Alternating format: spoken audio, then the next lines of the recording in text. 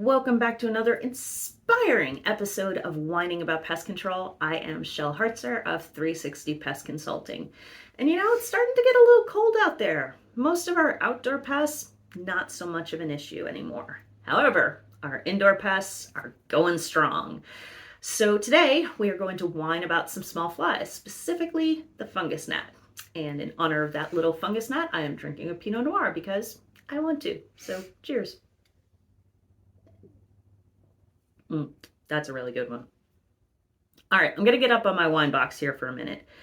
There is no such thing as a gnat. Yes, customers will call saying they have a problem with gnats, and many professionals are going to call any small fly a gnat. That is wrong. Many of you are sitting there rolling your eyes going, who the hell cares?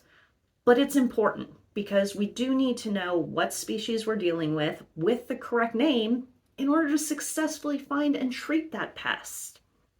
This is especially important with fungus gnats. Notice I said fungus gnats, not just gnats. Fungus gnat is the correct name here. These look like many other small flies, fruit flies, forward flies, sometimes even midges.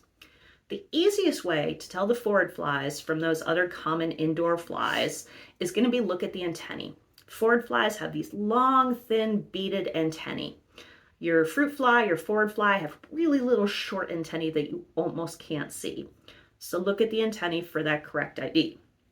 Because if you haven't ID'd these correctly, a lot of time is going to be wasted looking at drains, those disgusting trash bins, or ice machines, any other area that has that buildup of wet organic material.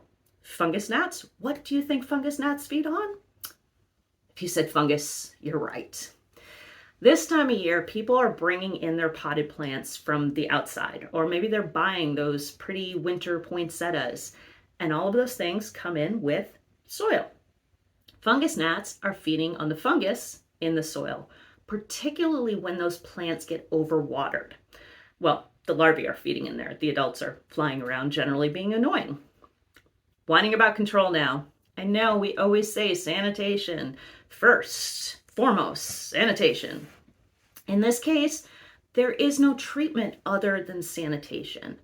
Finding the problem plants and either removing them from the structure or drying down that soil is the only way to effectively treat for fungus gnats.